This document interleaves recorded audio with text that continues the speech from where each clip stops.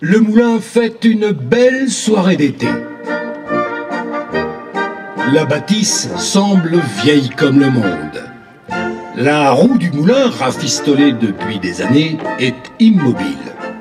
Ma mère Hélène n'a que 8 ans dans les bras de son père meunier.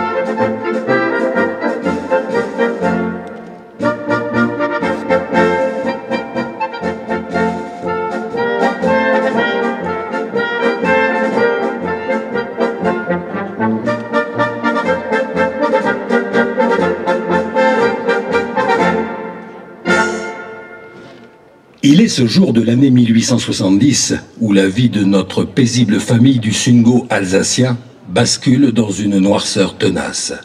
À la nuit tombée, quelques soldats français y trouvent refuge. Le feu de la guerre les poursuit.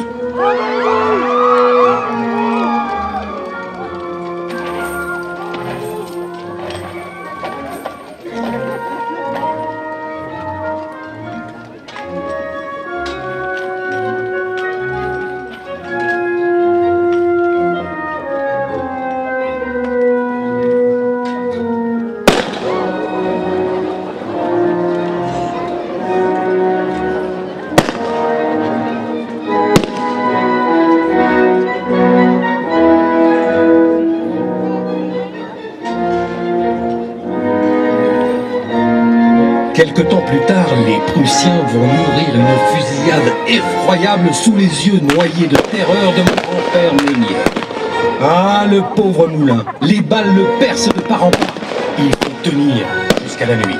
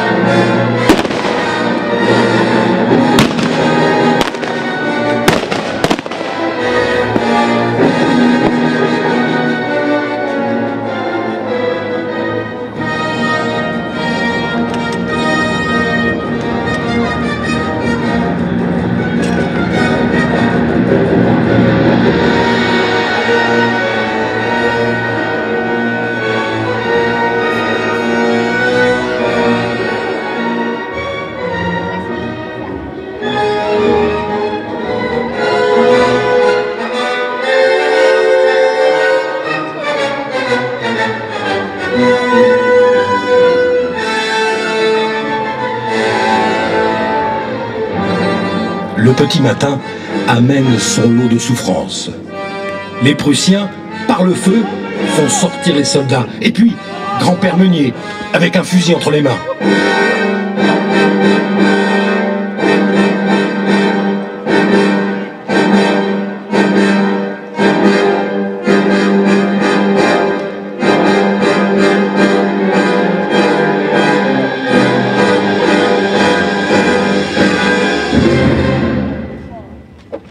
Au lever du soleil, grand-père sera fusillé. Car il est une règle posée par l'état-major allemand. Tout Français n'appartenant pas à l'armée et pris les armes à la main doit être fusillé. Prisonnier de ces démons le temps d'un instant, grand-père Meunier restera dans nos mémoires, à tout jamais.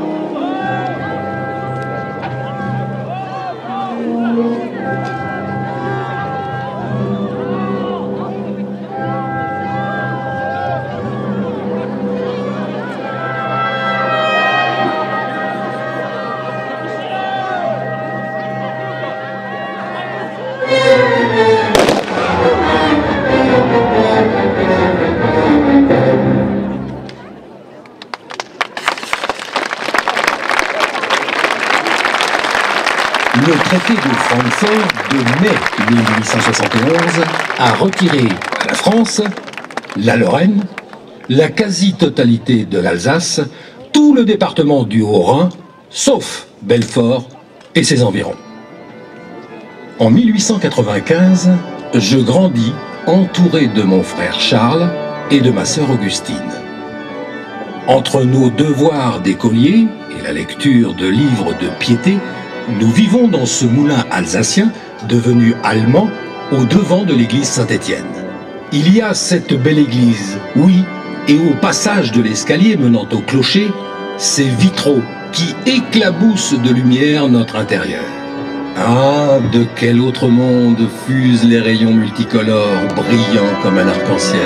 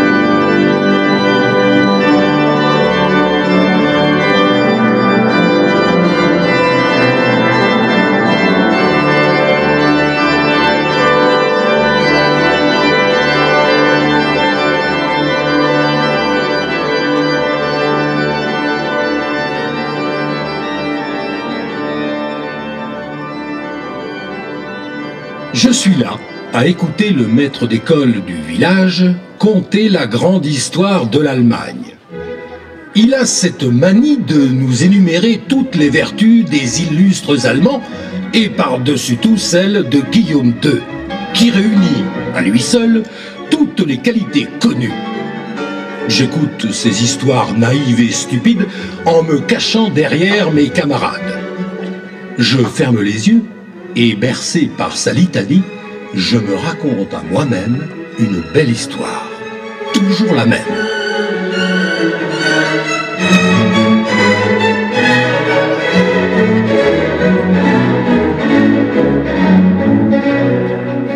Il était une fois un petit Alsacien, Paul, petit-fils de meunier, qui grandit avec le rêve de devenir officier de l'armée française, libérer son Alsace et y revenir victorieux, sous les yeux noyés de fierté de ses parents et de sa grand-mère. Cette histoire est mon histoire.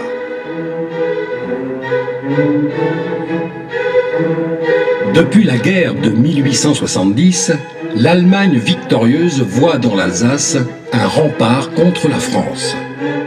Le chancelier Bismarck veut conquérir l'âme et le cœur des Alsaciens. Il veut effacer 2 siècles d'histoire qui la rattachent à la France. Alors l'Allemagne s'arroge le droit d'être pour nous une institutrice de civilisation. Elle n'est plus celle des penseurs et des poètes, mais celle de la puissance industrielle et militaire. Le difficile apprentissage de l'âme prussienne me reste en mémoire ce jour où nous recevons la visite de l'inspecteur à l'école. Découvrant que mon maître enseigne le français, il se met dans une rage telle qu'il détruit la salle de classe sous nos yeux d'enfants.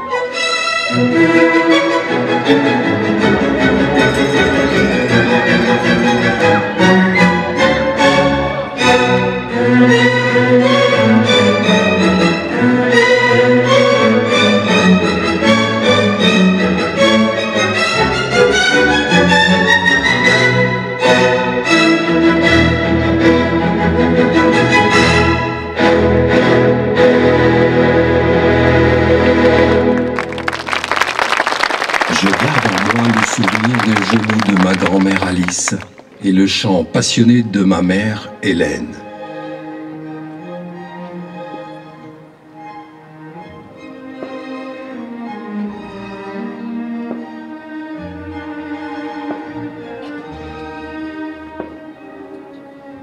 Regarde, Paul, me dit ma grand-mère.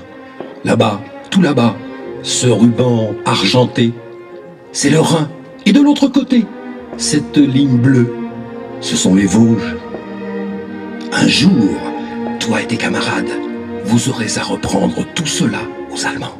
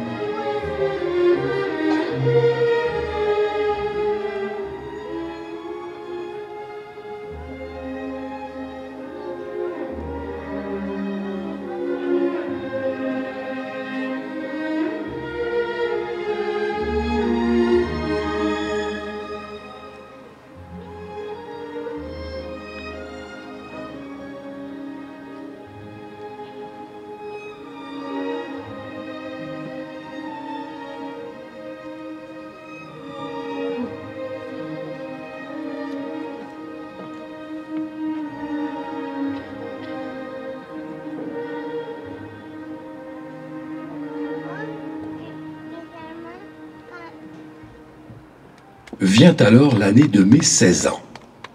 Par quelle ivresse de la force brutale, une nation en est-elle arrivée à se croire le peuple élu, dont tous les autres ne pourront être que les très humbles serviteurs.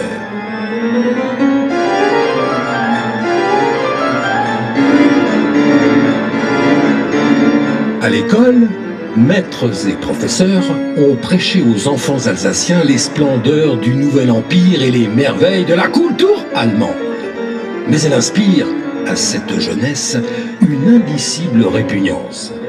La société se divise en 2 camps, les conquérants et les conquis.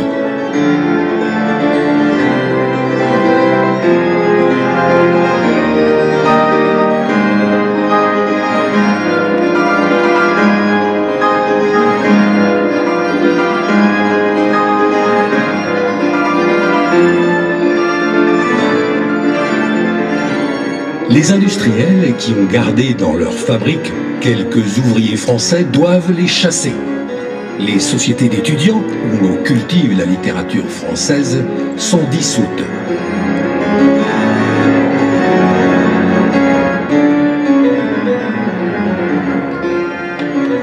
Depuis cette époque, grandit en nous chaque jour un peu plus l'idée que votre empereur n'est pas notre empereur. Vive la France!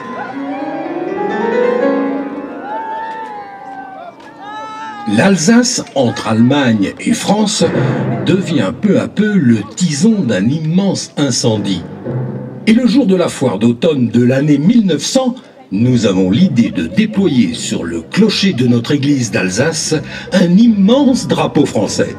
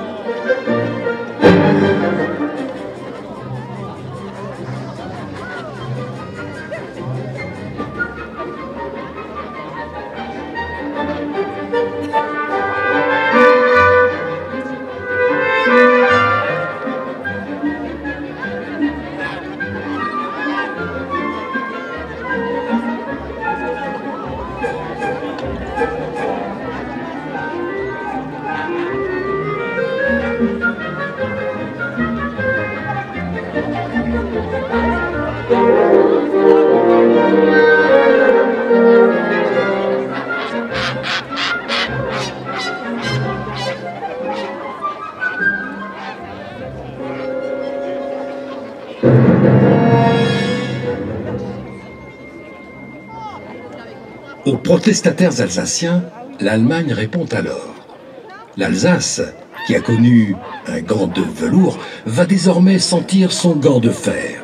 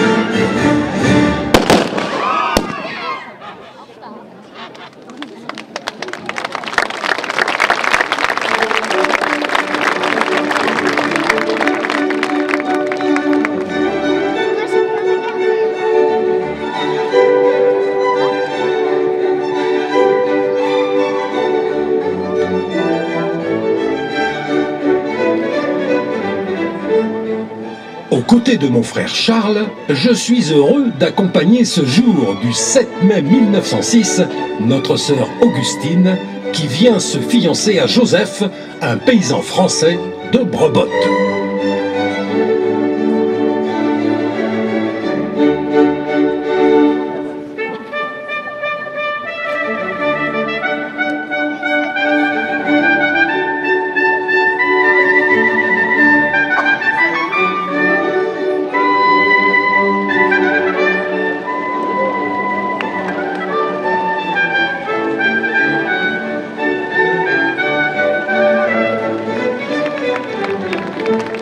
Venir au-delà des frontières, en ce pays de la liberté, en ce pays de France, va changer ma destinée.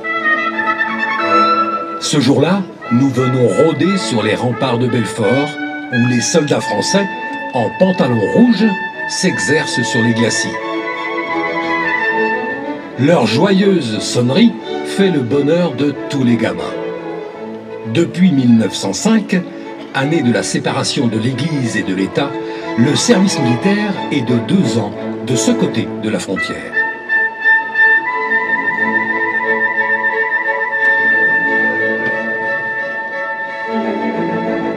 Moi, Paul, j'ai 22 ans et mon service militaire à moi, eh bien c'est l'armée allemande qui me l'a infligé.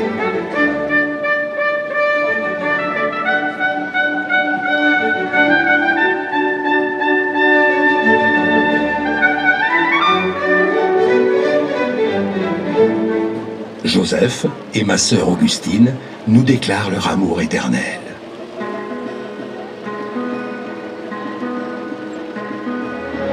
Il y en a qui donneraient tout pour changer d'époque, pour gagner le cœur d'une autre ou éviter les chocs. Il y en a certains qui veulent tout, le dessus et les dessous.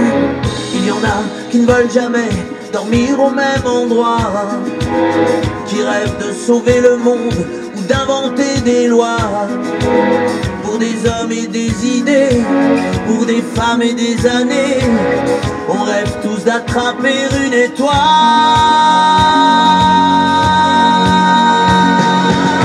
Moi je veux vieillir avec toi, c'est mon plus beau rêve ici-bas. Oui, je veux vieillir contre toi, c'est mon plus grand rêve ici-bas. Il y en a qui rêveraient de faire le tour du globe, de parler dans l'hémicycle ou de porter la robe. Il y en a certains qui ne veulent rien d'autre qu'un joli matin. On a tous un rêve qui nous porte.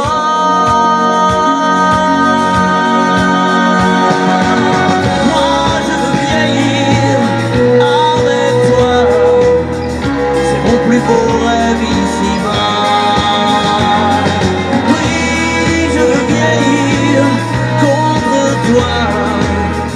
C'est mon plus grand rêve ici-bas.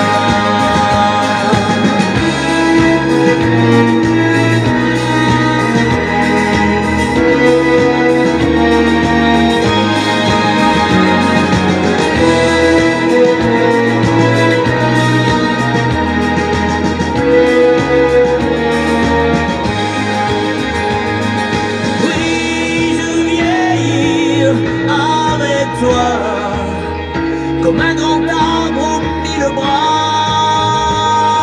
Oui, je veux vieillir avec toi, je te porterai loin là-bas.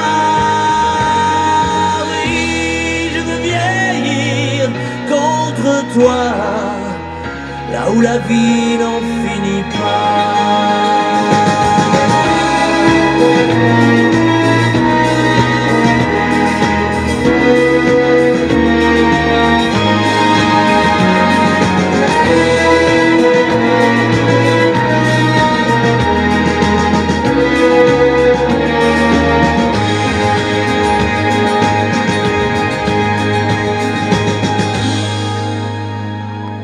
Quand Français et Alsaciens ont la joie de pouvoir à nouveau se retrouver, ne serait-ce que le temps des fiançailles, un souffle de partage annonce une fête qui durera toute la nuit.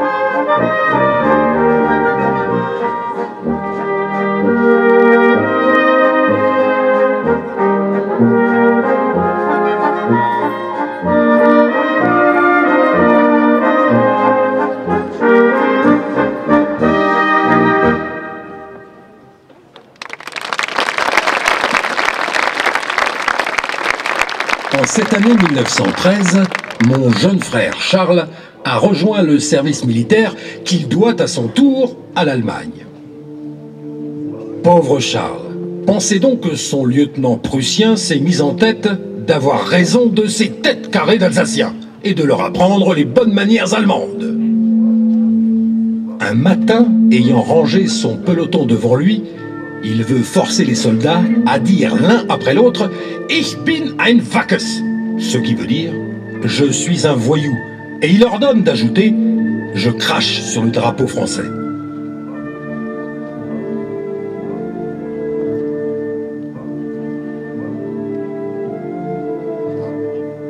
Tous refusent.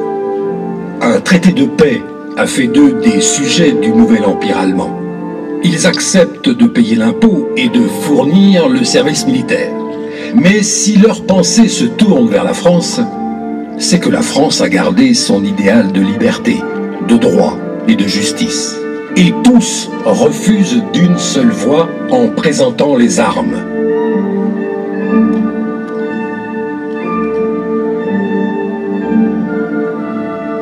Ils sont alors mis aux arrêts, non sans avoir été frappés à coups de crosse, et ce, plusieurs jours, au dire de mon frère Charles.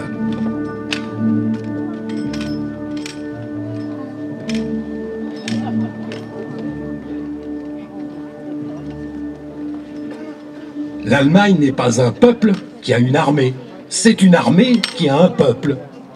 Et peu à peu, l'Alsace demande à rompre ses liens avec son maître insolent, devenu un tyran sans pitié.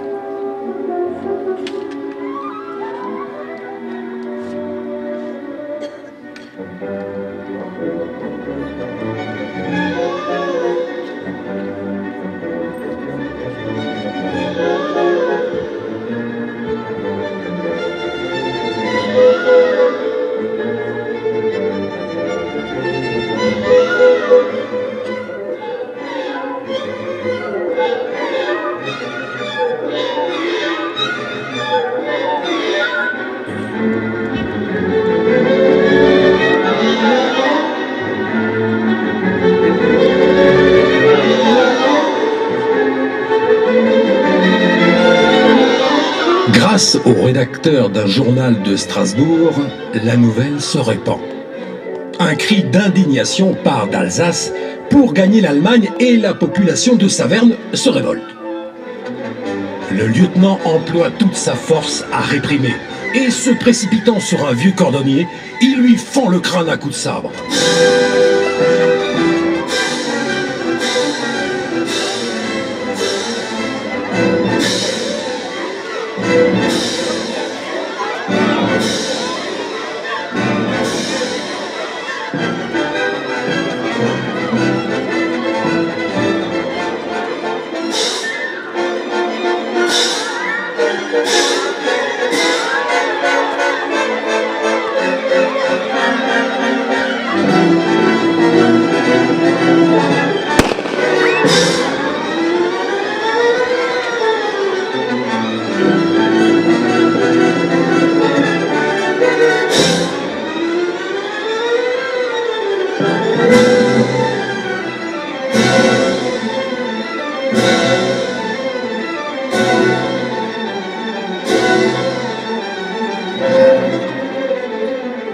Ma petite sœur Augustine, cette année-là, arrive dans notre village avec son mari Joseph et leur premier enfant nommé Fernand.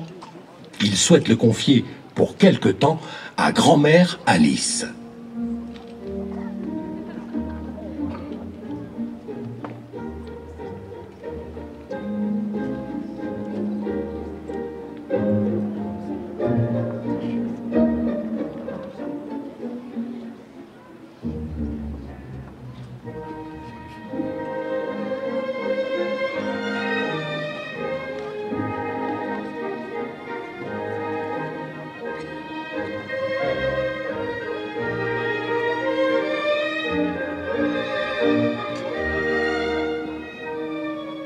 Je revois ce petit bambin arriver dans notre maison alsacienne. Je le revois émerveillé devant l'habit de soldat de mon grand frère Charles. Le temps d'un dimanche à la maison, le temps des retrouvailles.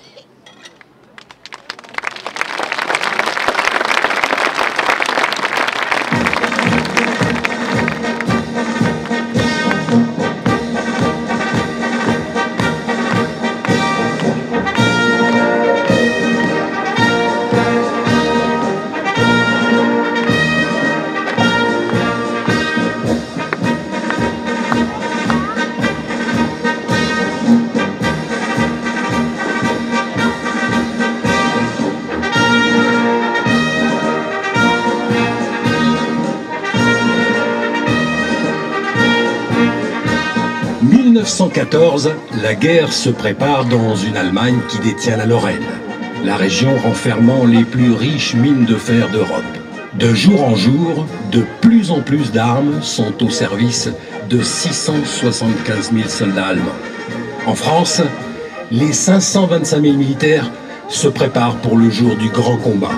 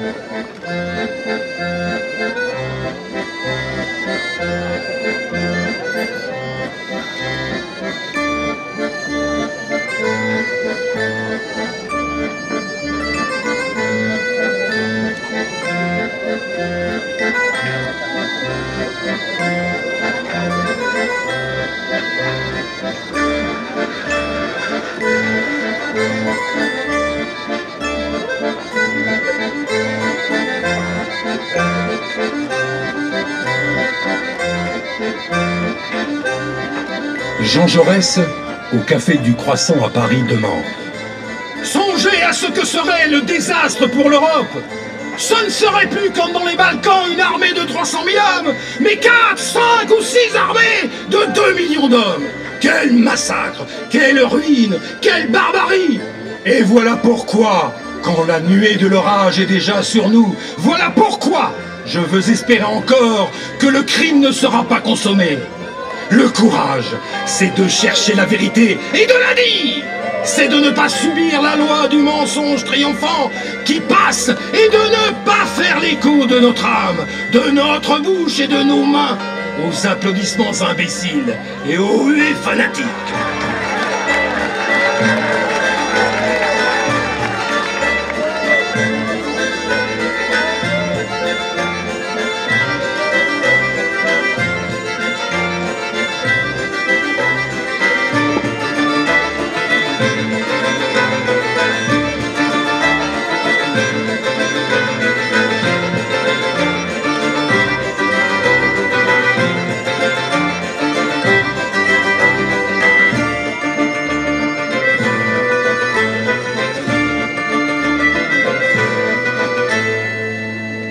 Les nationalistes soutiennent le conflit, souvent racistes et xénophobes, portés par de petits groupes bruyants.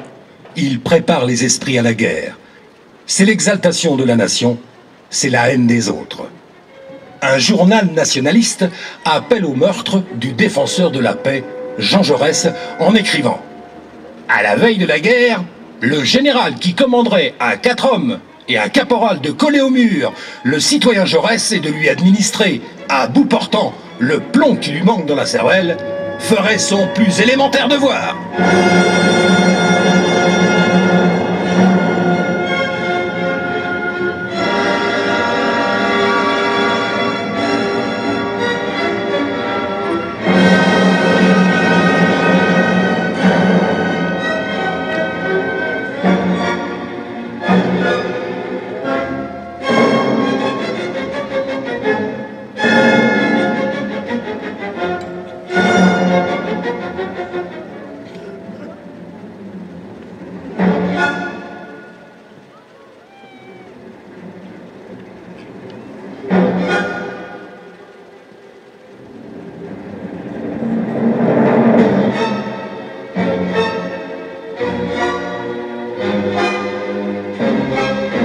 Le 28 juin 1914, à Sarajevo, un fanatique nationaliste slave assassine le duc Ferdinand, héritier du trône des Habsbourg.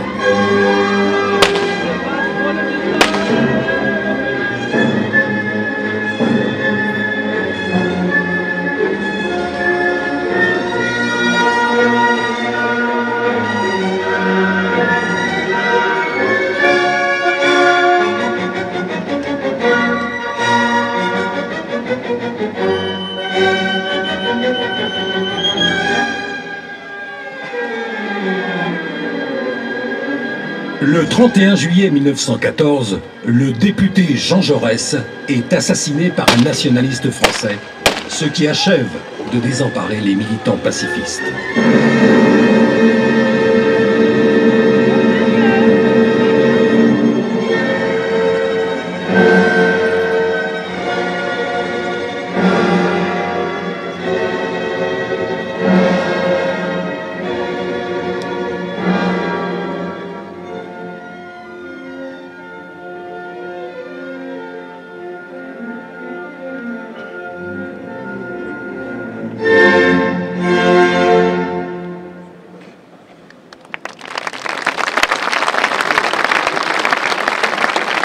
Cette balle d'un assassin va changer le monde. La triple entente réunit France, Russie et Royaume-Uni. Contre elle se dresse la triple alliance, composée de l'Allemagne, l'Autriche-Hongrie et l'Italie.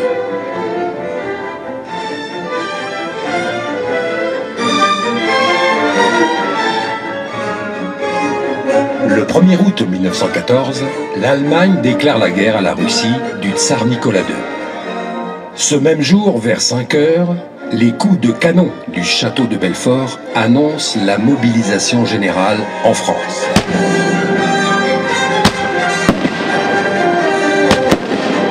Le lendemain, ma sœur Augustine me rapporte que les maires sont avisés par télégramme du rappel des soldats.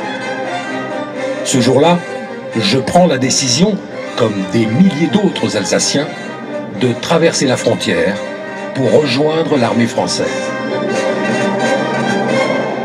Mon frère Charles n'aura pas cette chance. Toujours au service militaire, il devra combattre du côté allemand.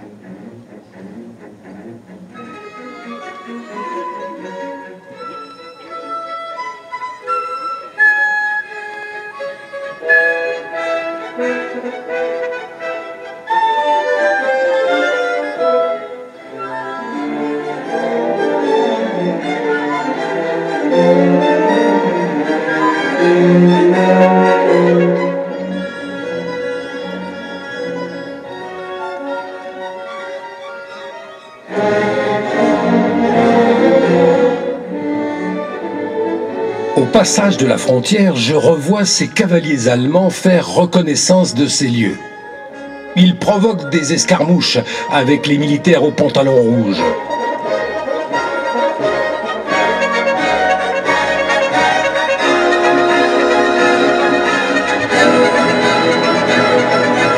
Ce jour-là, à Joncheray, un instituteur, le caporal André Peugeot, du 44e régiment d'infanterie de Montbéliard, est tué par le lieutenant Albert Mayer, lui-même abattu par un soldat français. Ce sont les 2 premiers morts d'une guerre qui en comptera 10 millions.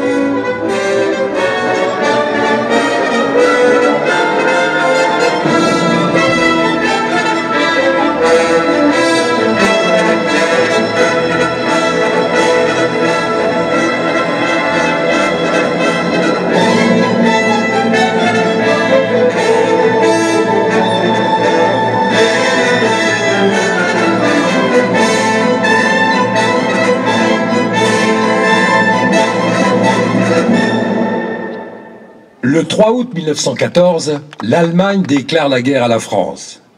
Elle est venue, cette guerre que tout le monde pressentait, mais à laquelle la France s'efforçait de ne pas croire. Elle est venue car l'Allemagne la voulait et la préparait depuis des années.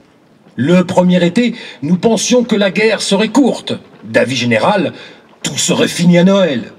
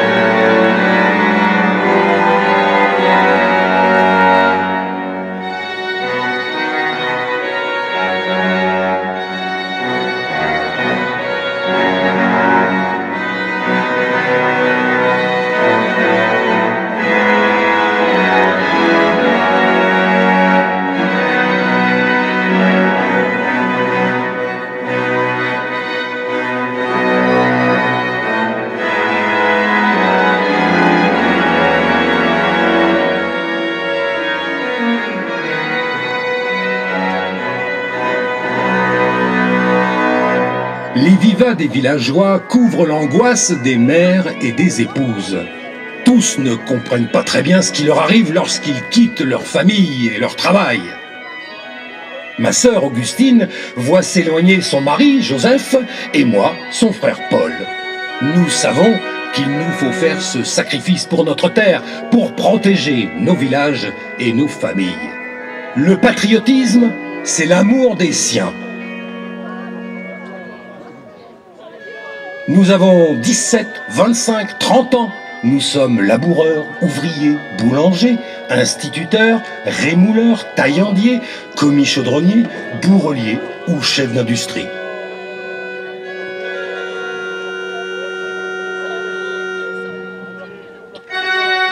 Ma sœur adresse un dernier baiser à son mari Joseph, qui serre fort tout contre lui, son petit Fernand.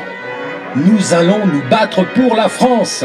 Chaque homme et chaque femme doit faire son devoir.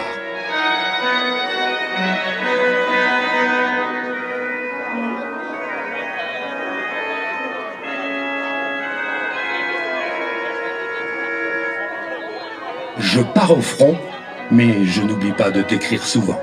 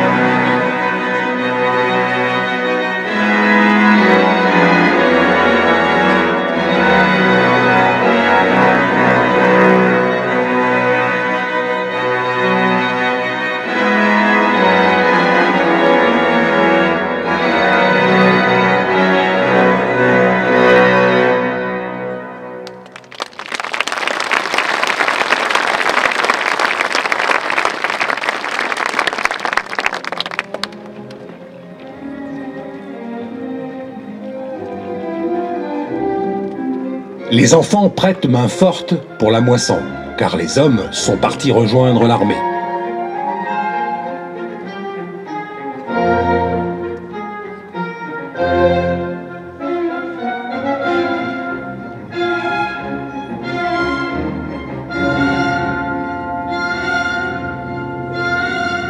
En position à Betonvilliers, près de Belfort, le 6 août 1914, notre général est allé à cheval à Vautiermont et a mis le pied sur le sol alsacien. Nos soldats ont renversé 2 poteaux de frontière. Le temps promet d'être beau demain. Nous espérons que ce sera le jour fixé pour envahir l'Alsace. Il est grand temps. Les soldats rivalisent à qui sera désigné pour patrouiller en avant en Alsace.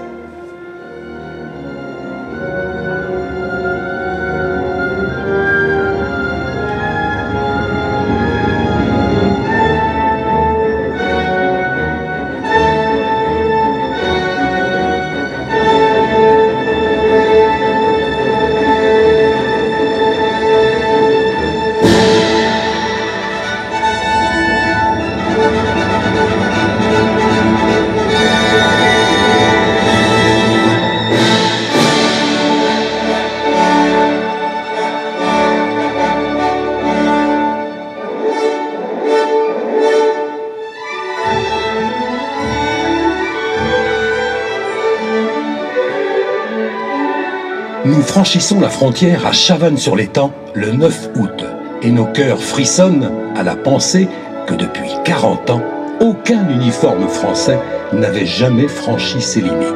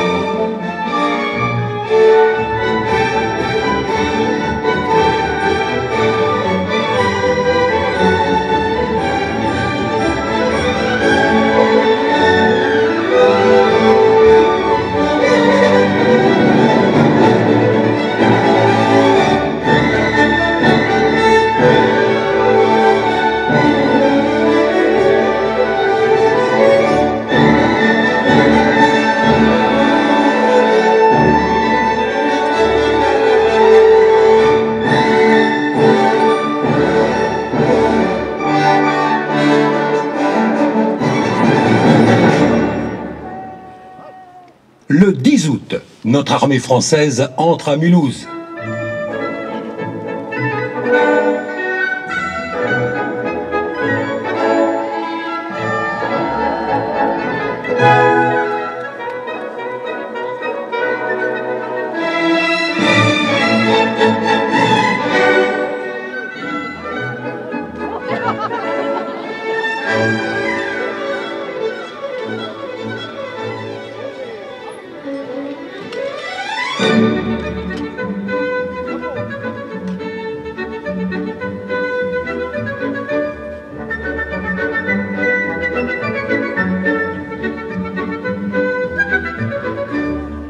Notre colonne est envahie par une population délirante et enthousiaste qui défile avec les soldats. Tous chantent la Marseillaise et crient « Vive la France! Vive l'Alsace !»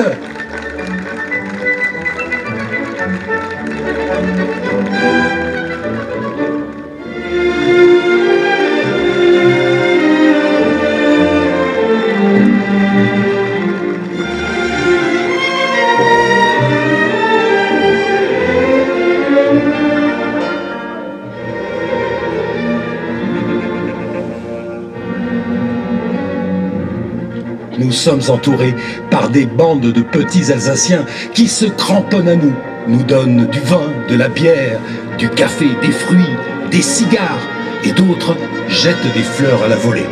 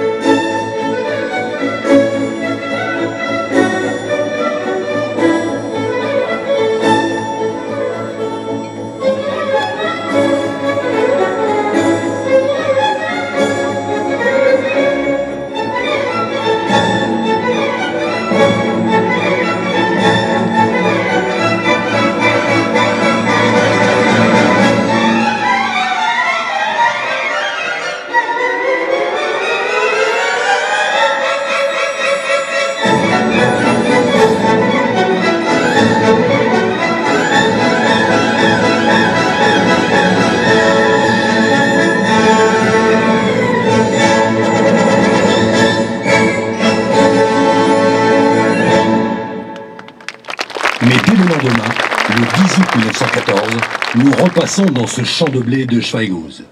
La bataille des frontières tourne au désastre.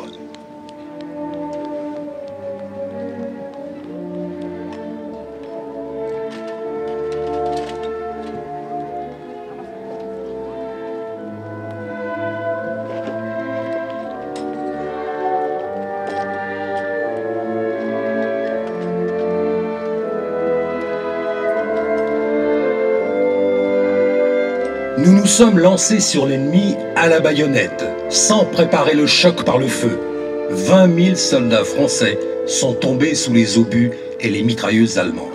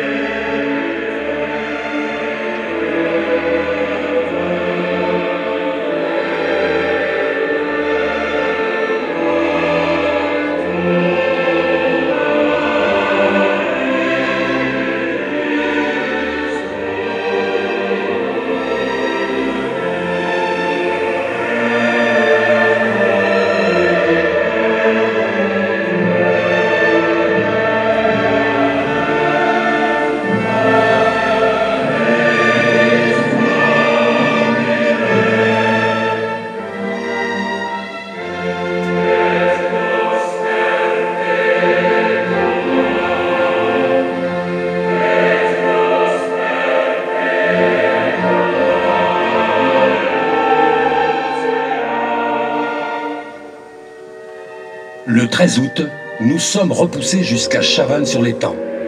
Le général Frédéric Bernard met fin à la poursuite lors de la bataille du Moulin de la Caille. Que de bravoure autour de moi. Ce combat héroïque achève notre première offensive sur Mulhouse. Il permet de laisser intacte notre frontière, mais de nombreux soldats français y seront tués ou blessés. Ici tombera à nos côtés Fernand Arthur-Édouard Japy, capitaine du 235e régiment d'infanterie de Belfort.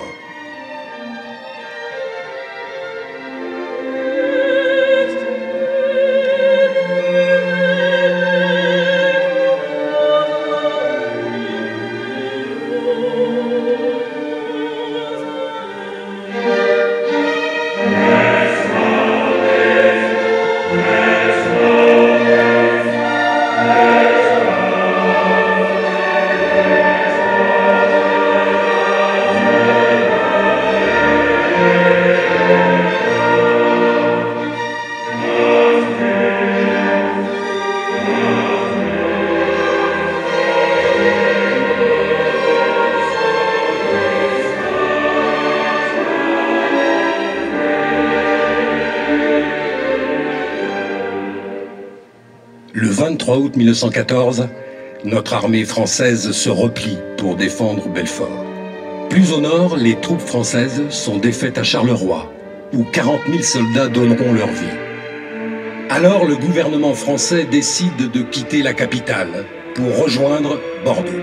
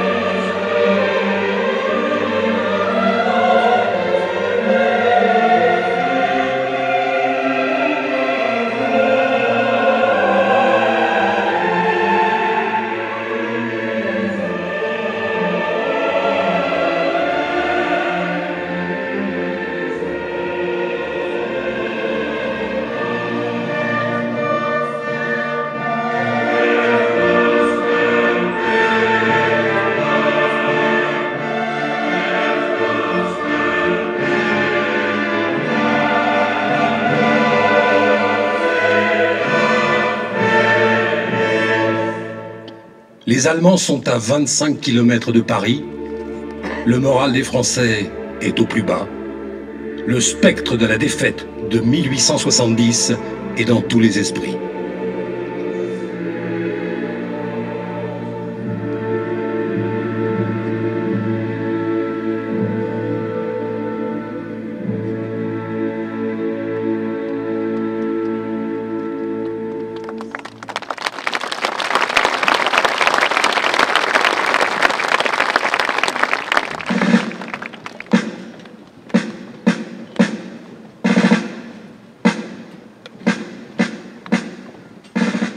Le 25 août 1914, notre 35e régiment d'infanterie de Belfort va rejoindre la Somme et la 7e armée aux ordres du général Joffre.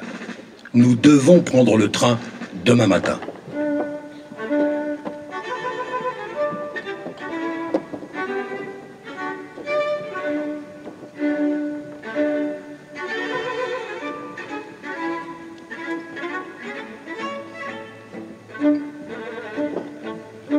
Alors nous passons une dernière soirée au cabaret. Et comme quelques autres, c'est là que Joseph revoit son épouse, ma sœur Augustine, venue le rejoindre pour un nouvel au revoir.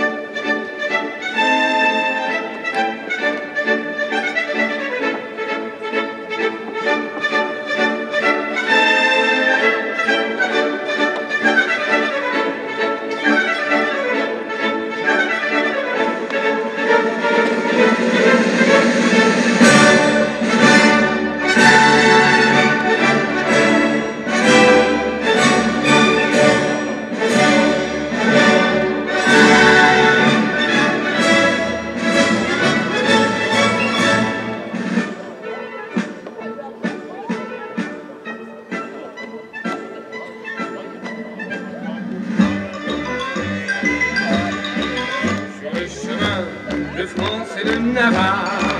Le soldat chante en portant son bazar une chanson authentique et bizarre, dont le refrain est vive le pinard. Et que le pinard, c'est de la pinasse, ça réchauffe là où ce que ça passe. Vas-y pinasse, remplis mon quart. Vive le pinard, vive le pinard. Aimer sa sœur, sa tante, sa marraine, jusqu'à la mort, aimer son étendard, aimer son frère, aimer son capitaine, ça n'empêche pas d'adorer le pinard. Oh non, le pinard, c'est de la pinasse, ça réchauffe là où ça passe. Vas-y pinasse, remplis mon quart. Vive le pinard, vive le pinard. Nos liens de soldats sont plus forts de jour en jour. Nous entonnons la chanson de la Madelon et nous trinquons à la mémoire de tous ces gars, tous ces patriotes qui sont tombés pour défendre notre pays de France. Pour le repos, le plaisir du militaire, il est là-bas, à 2 pas de la forêt. Une maison au mur tout couvert de lierre, au Toulouse, c'est le nom du cabaret. La servante est jeune et gentille, légère comme un papillon, comme son vin sur les pétilles. Nous l'appelons la Madelon, nous en prenons la nuit, nous y pensons le jour. Ce n'est que Madelon, mais pour nous c'est l'amour.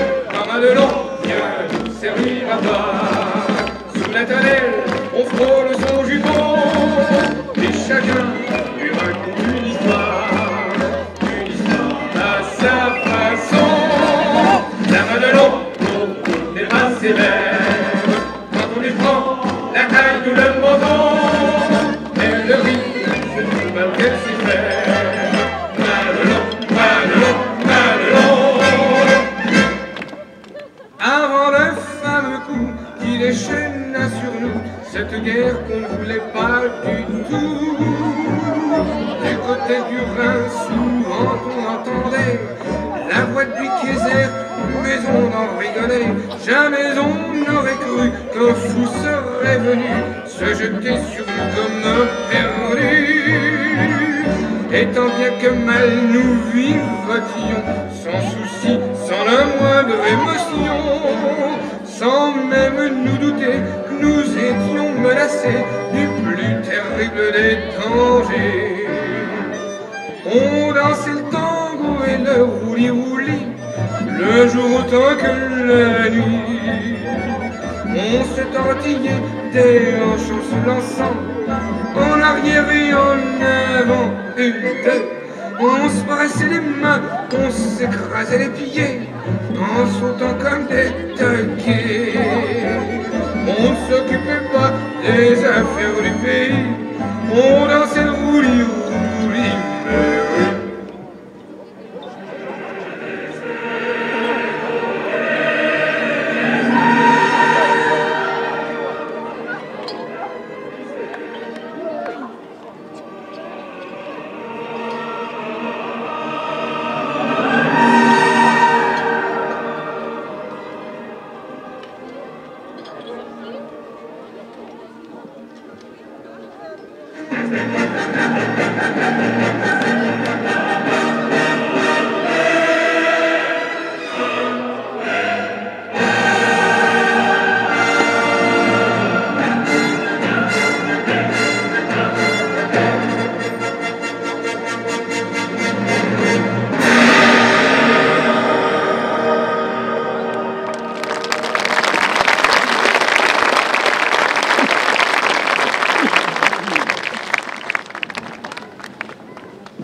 Le 6 septembre 1914, c'est pour nous le début de la bataille de la Marne qui se déroule sur 300 km entre Meaux et Verdun. Pour la défense de Paris, l'ordre est aussi donné à tous les taxis d'acheminer les soldats sur le front. Le général Joffre, qui lance une contre-attaque française aux côtés des soldats anglais, annonce qu'au moment où s'engage une bataille dont dépend le sort du pays, il importe de rappeler à tous que le moment n'est plus à regarder en arrière. Tous les efforts doivent être employés à attaquer et refouler l'ennemi. Une troupe qui ne peut plus avancer devra coûte que coûte garder le terrain conquis et se faire tuer sur place plutôt que de reculer. Le général allemand von Kluck rendra hommage aux soldats français en écrivant « Que des hommes couchés par terre et à demi-morts de fatigue puissent reprendre le fusil et attaquer au son du clairon, c'est une possibilité dont il n'a jamais été question dans nos écoles de guerre. » Le 9 septembre, l'avancée allemande est arrêtée. Le miracle de la bataille de la Marne a sauvé la France. Pour ces soldats anglais et français, la guerre va basculer vers un conflit qui va s'enliser. La guerre de mouvement va se figer.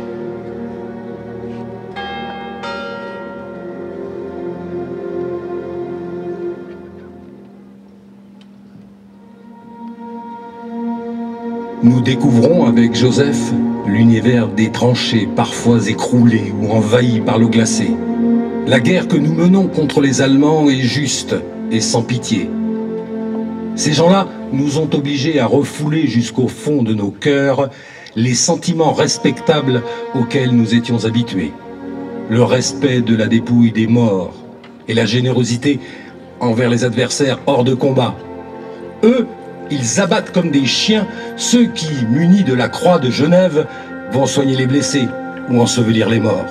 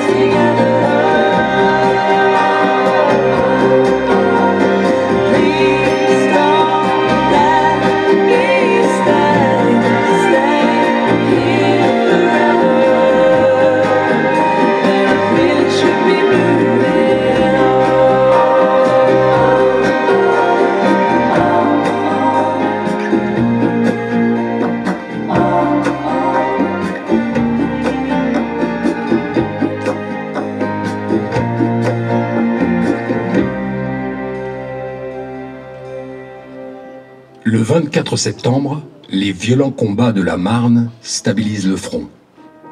Les armées françaises et anglaises ont réussi à bloquer la progression allemande qui menaçait Paris. Nous sommes installés dans cette tranchée, Joseph et moi. Je regarde autour de moi ces hommes courageux qui se battent avec obstination. Nous avons une tâche à accomplir et nous la menons jusqu'au bout. Nous savons qu'en défendant la France, nous défendons la liberté. Et pour le paysan qui cultive la terre de France, c'est son devoir de la défendre. Pendant la nuit, les cuisines roulantes arrivent. La pomme de terre est la nourriture de base. La soupe fumante est distribuée et les porteurs disparaissent comme des ombres. Avant l'assaut du lendemain, les soldats recommandent leur âme à Dieu avant d'accomplir le plus grand des sacrifices, le sacrifice de leur vie. Ils s'endorment, couchés sur le ventre, harassés par plusieurs nuits de travail. Une fusée monte des lignes ennemies et éclaire d'une très vive couleur verte tout le champ de bataille. Est-ce là déjà une partie de notre âme qui monte vers le ciel? Tous, nous croyons à la survie de l'âme. Vater unser im Himmel, geheiligt werde dein Name, dein Reich komme, dein Wille geschehe, wie im Himmel, so auf Erden. Unser tägliches Brot gib uns heute. Vergib uns unsere Schuld, wie auch wir vergeben unseren Schuldigern. Und führe uns nicht in Versuchung, sondern erlöse uns von dem Bösen. Denn dein ist das Reich und die Kraft und die Herrlichkeit in Ewigkeit. Amen.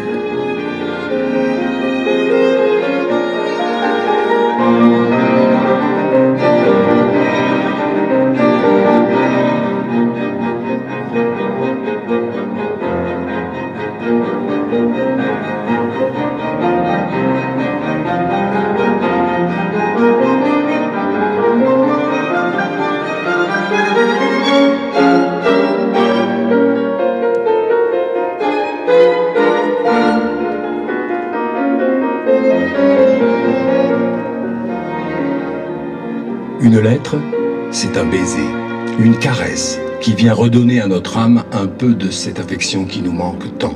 Une lettre, c'est une communion d'âme qui nous permet de penser, de vivre un peu près de vous. Les paroles de Poilu sont des cris de l'âme, confiés à la plume et au crayon. À l'heure où la nuit passe au milieu des tranchées, ma très chère Augustine, je t'écris sans tarder. Le froid piqué me glace et j'ai peur de tomber. Je ne pense qu'à toi, mais je suis un soldat. Mais surtout ne t'en fais pas, je serai bientôt là. Et tu seras fier de moi. À l'heure où la guerre chasse des garçons par milliers, si loin de la maison et la fleur au canon, ces autres que l'on tue sont les mêmes que moi. Mais je ne pleure pas, car je suis un soldat. Mais surtout ne t'en fais pas, je serai bientôt là. Tu seras fier de moi. À l'heure où la mort passe dans le fleuve à mes pieds, de la boue qui s'en va, des godasses et des rats, je revois tes yeux clairs, j'essaie d'imaginer l'hiver auprès de toi. Mais je suis un soldat. Je ne sens plus mes bras, tu tournes autour de moi. Mon Dieu, sors-moi de là. Ma très chère Augustine, j'aimerais te confier nos plus beaux souvenirs et nos enfants rêvés. Je crois pouvoir le dire, nous nous sommes aimés. Je t'aime une dernière fois, je ne suis qu'un soldat.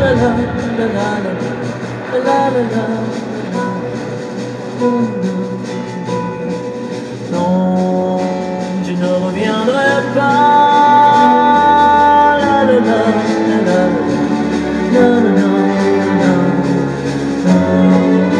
Je n'étais qu'un soldat.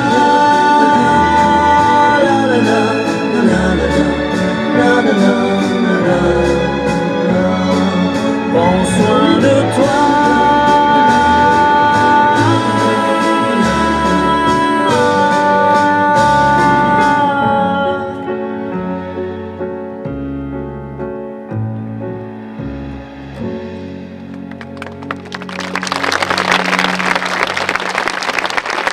L'aune se lève. Joseph est envoyé en patrouille avant la charge de la compagnie. Il a pitié de moi. Il n'ose pas me réveiller. À eux 5, ils forment un petit groupe. 3, puis 4 sur les sélections. Je me souviens de leur surnom. Si Joseph tombait comme ses camarades.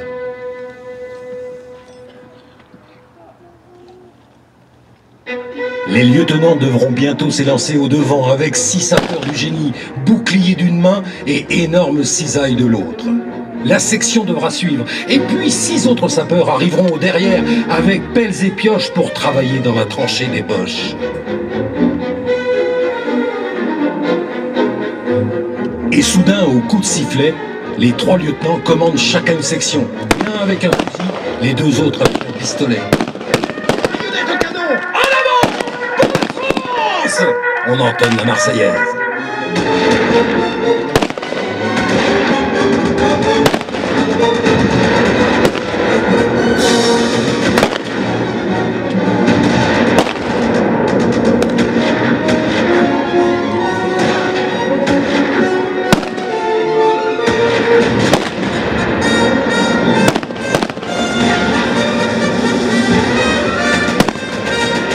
Les 3 lieutenants sont frappés mortellement à la tête. Les hommes se couchent, grattant la terre avec leurs doigts pour amonceler un petit tas devant eux et tâcher ainsi de s'abriter contre eux. On ne peut ni avancer, ni reculer. Il faut attendre la nuit.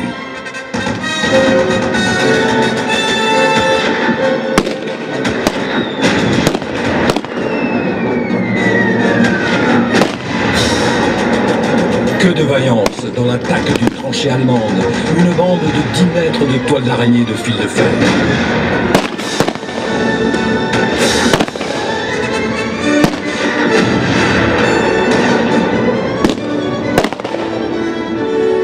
Beaucoup tombent sous les balles des mitrailleuses ou finissent crucifiés dans le piège des barbelés.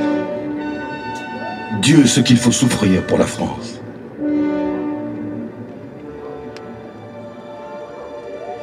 Je me suis jeté à corps perdu sur l'ennemi sans me soucier du feu.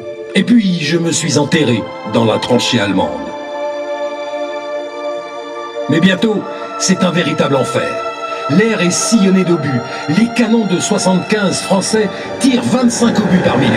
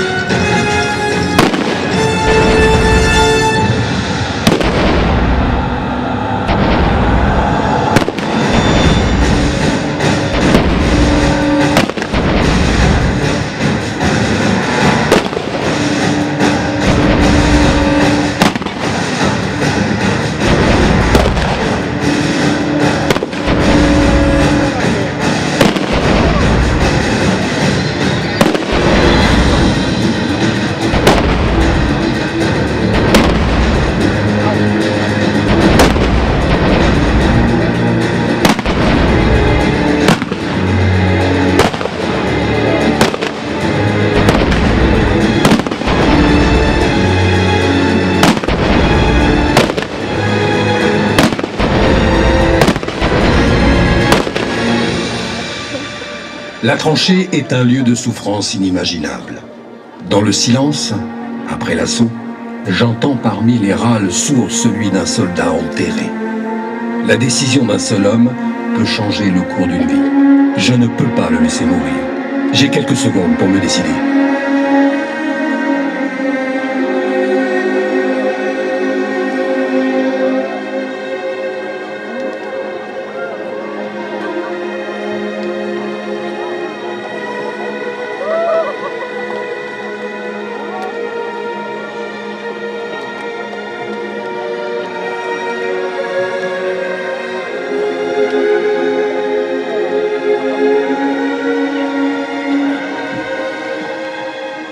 Et après un effort désespéré, je me trouve face à un soldat allemand. Lui, là, devant moi, le visage recouvert de terre. Il s'adresse alors à moi. Paul! C'est toi, Paul? J'avais devant moi, comme un miracle, c'était mon frère, Charles.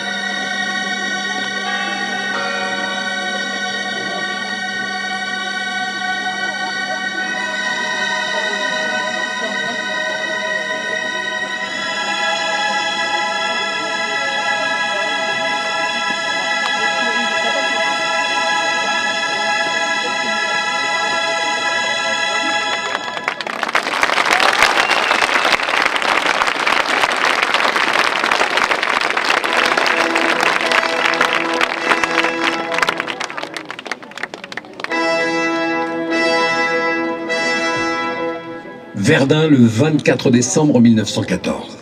Ma chère Augustine, me voilà toujours aux mêmes tranchées. Joseph n'est plus à mes côtés. Il est dans toutes mes pensées. En avant, il y a du fil de fer. Et du fil de fer. Comment y pousser la charge? Une fois au fil, où veux-tu aller? Il me faut rester dans la tranchée, car si je montre un peu ma tête, je suis presque sûr d'être mort. Ça ne saurait exister, se veiller l'un et l'autre pour se tuer. Les Boches, ils sont à peine d'un côté à 15 mètres. Et le petit poste est à 7 ou 8 mètres. Alors hier, un soldat français qui parle bien l'allemand leur a demandé s'ils voulaient du pain. Ils ont répondu qu'ils en avaient plus que nous. On leur envoya une boule, eux aussi leur envoyèrent la leur, et puis ils s'envoyèrent des journaux. On peut mettre les leurs avec les nôtres, tout pareil. L'ennemi ne peut guère plus tenir. L'ennemi sera trahi par ses alliés. Chacun fait de nombreux prisonniers. Nous en avons soupé presque tous de la guerre. Il faut espérer que cela finira bientôt. Noël 1914 est arrivé et la guerre n'est toujours pas terminée. Nous attendons dans nos tranchées un Noël de fraternité.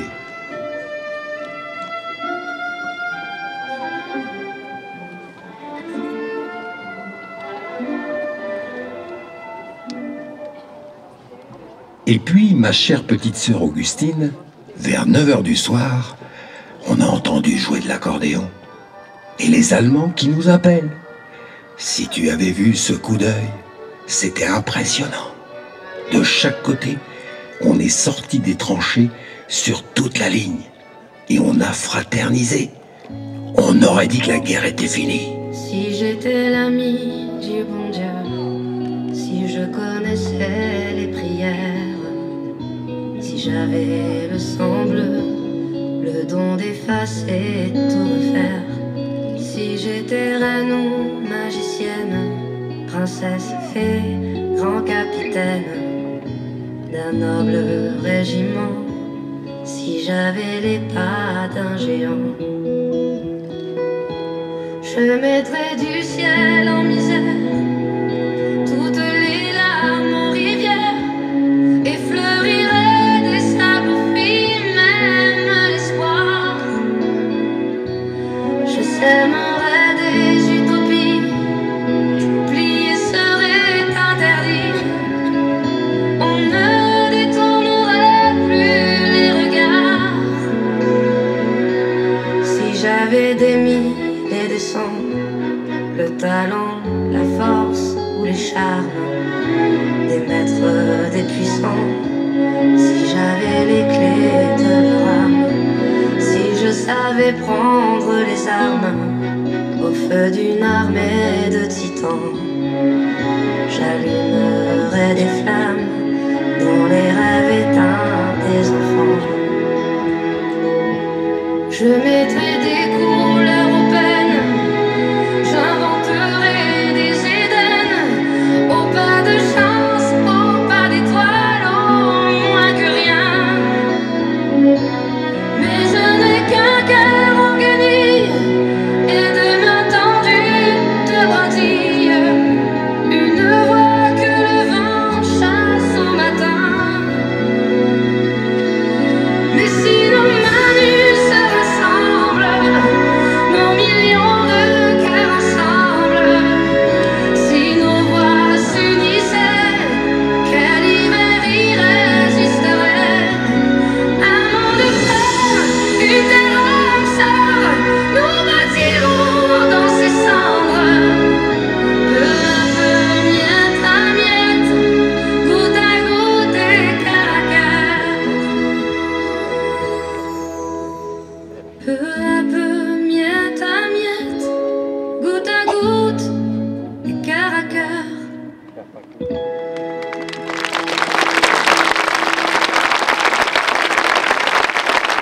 Croix de 1914, ornée de drapeaux d'enfants qui ressembliez à des escadres en fête. Croix coiffée de képis, croix casquée, croix des forêts d'Argonne qu'on couronnait de feuilles vertes, croix d'Artois dont la rigide armée suivait la nôtre, progressant avec nous de tranchées en tranchées.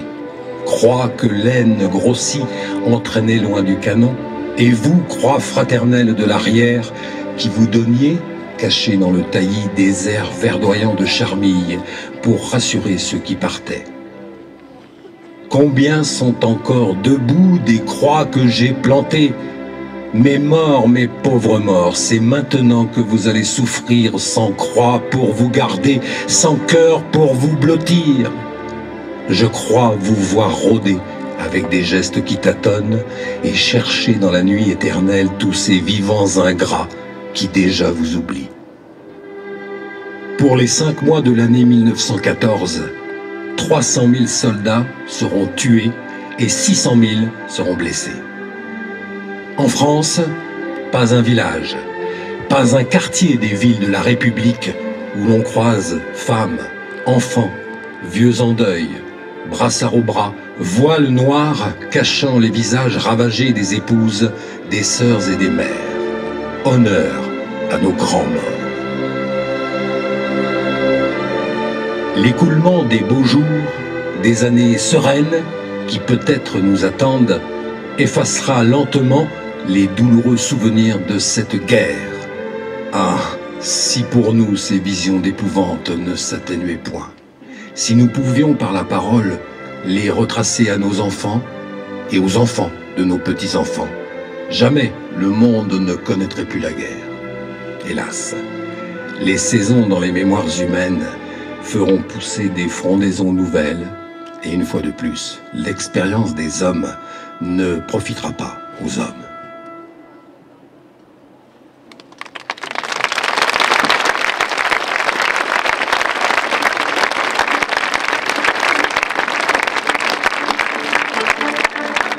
Je fais le rêve d'un Noël de fraternité, dans lequel moi, le petit Paul, je reviens de l'enfer des tranchées, après avoir sauvé mon frère, soldat allemand d'une mort certaine, enseveli sous une terre épaisse.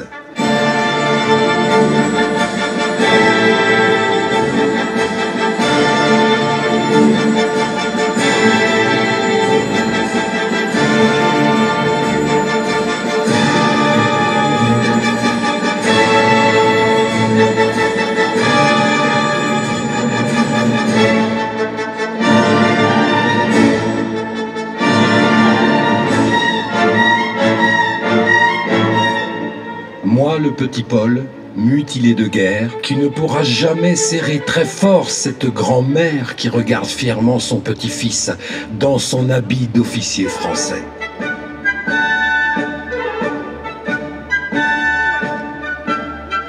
Moi, le petit Paul, qui vient libérer aux côtés du maréchal Foch mon Alsace natale en novembre 1918 et dont les pensées vont vers tous ceux qui n'auront pas pu vivre cet instant merveilleux.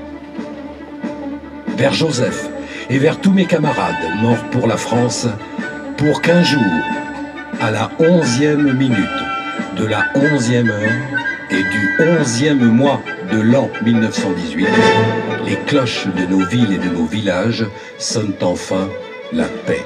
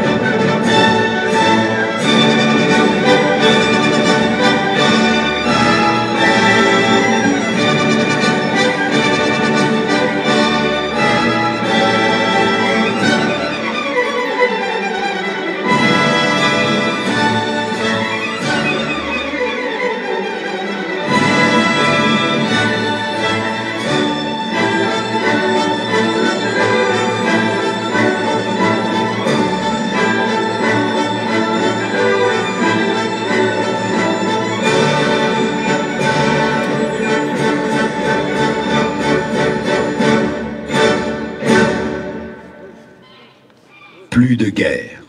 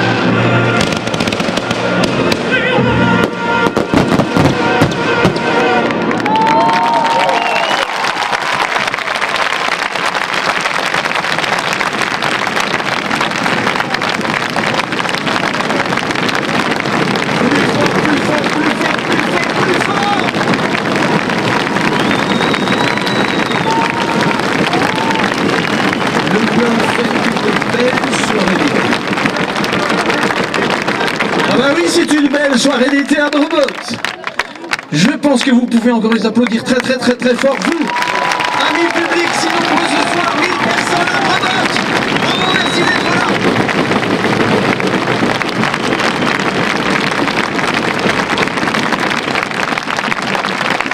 Alors pour dissiper tout malentendu, si vous avez un peu de blanc sur la tête, ne vous inquiétez pas, c'est de la farine, c'est comestible, il n'y a pas de problème.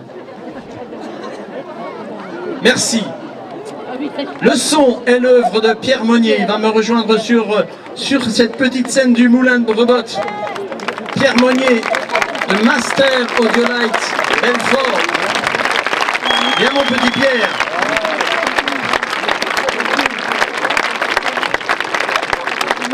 La bande sonore a été enregistrée dans les studios de France Bleu Belfort-Montbéliard. Le technicien était Pierre Gras. Et la voix magnifique que vous avez entendue est celle de Max Chary. Merci Max.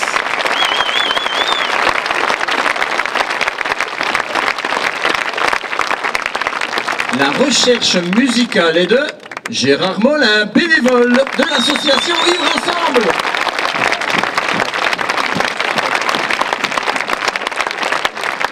lumières sont l'œuvre de Gérard Pascal et de Théo Frick. Gérard Pascal à votre gauche, Théo Frick à votre droite.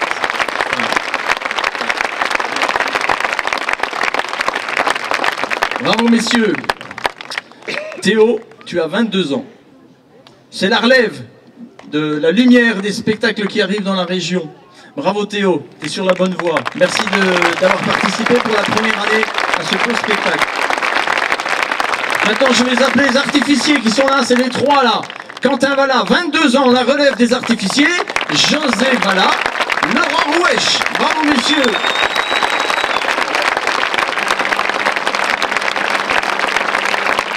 Ils ont tout maîtrisé, les bombes, les tirs au fusil, les pompiers pour le feu, c'était bien, et surtout le feu d'artifice, magnifique, bravo, messieurs, c'était parfait.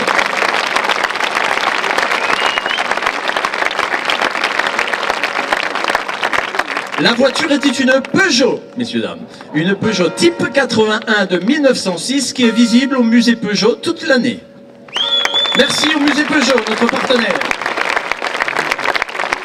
Les décors sont l'œuvre des bénévoles de l'association Vivre Ensemble qui ont travaillé quelques semaines, quelques samedis pour réaliser ce moulin notamment, ces tranchées aussi. Merci à ceux qui sont sur scène autour de moi, qui ont travaillé dur pour un beau résultat, et ceux qui sont aussi dans la tribune, ils se reconnaîtront. Merci à vous les gars.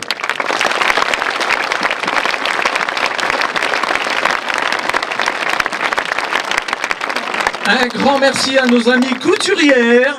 Et oui, dans un spectacle sans lumière comme celui-là, on a besoin de beaucoup de compétences. Bravo à elles pour les magnifiques costumes. Merci mesdames. Merci Liliane.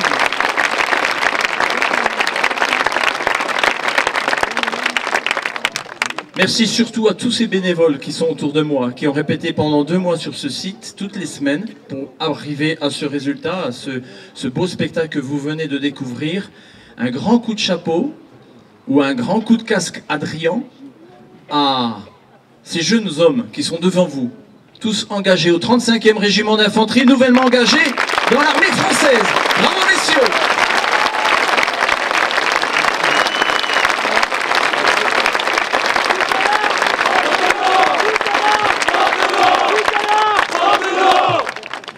Bravo messieurs.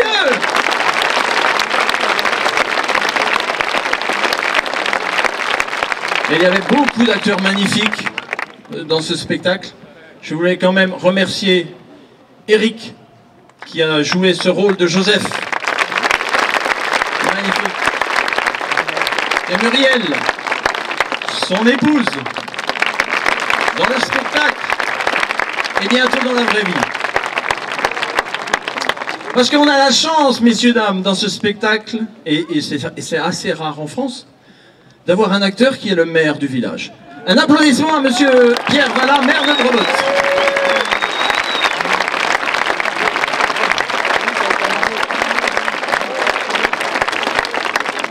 Voilà, merci à amis publics. Pour vous, rien que pour vous ce soir, nous allons faire une belle photo de famille. Parce que comme vous le voyez, la force du bénévolat peut soulever des montagnes. C'est un peu le message de ce beau spectacle que vous avez vu ce soir, à condition que des partenaires nous soutiennent.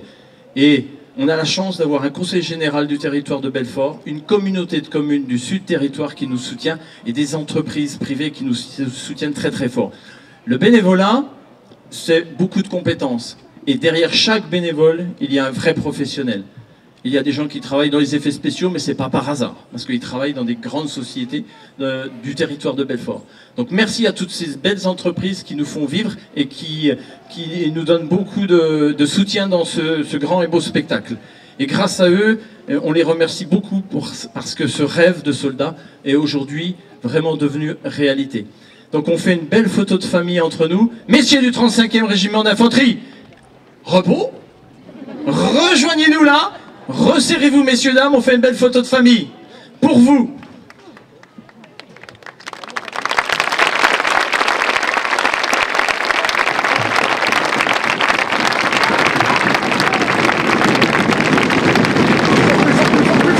Allez, encore, et on va faire aussi un tonnerre d'applaudissements, mettez en scène, Patrice Vallat.